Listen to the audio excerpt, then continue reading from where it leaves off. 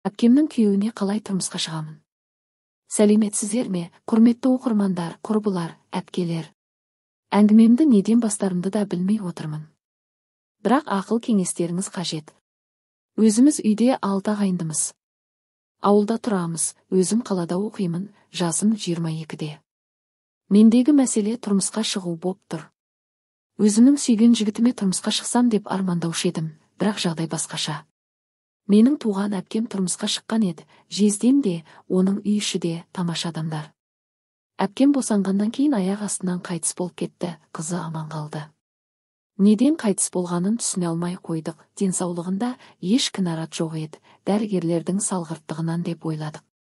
Әпкемнің қызын кішкентайынан құдашам екеуміз қарадық, қазір кішкентай балапан 1 жастан асты. Ол мені мама дейді, маған үйреніп қалған.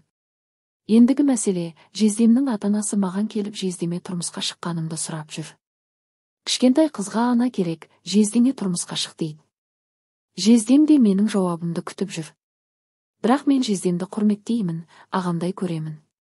Ұят сияқты, оның үстіне ауылдағылар не ойлайды, мен бұрыннан жездеммен жүреді екен десеші. Жездемдер қалада бақуатты тұрады. Не істерімді білмей жүрмін, ойым шашыраңқы. Ол кісіге тұрмысқа шықпаймын деп үзілді-кесілді келісімімді бермесем, қызын аяймын. Басқа әйелге үйрене алар ма екен? Бір жағынан әпкемнің күйеуіне қалай тұрмысқа шығамын? Осындағы үлкен әпке жеңгелер түсіністікпен қарап, ақыл қосыңыздаршы. Өтініш, артық әңгіме керек емес. Аноним.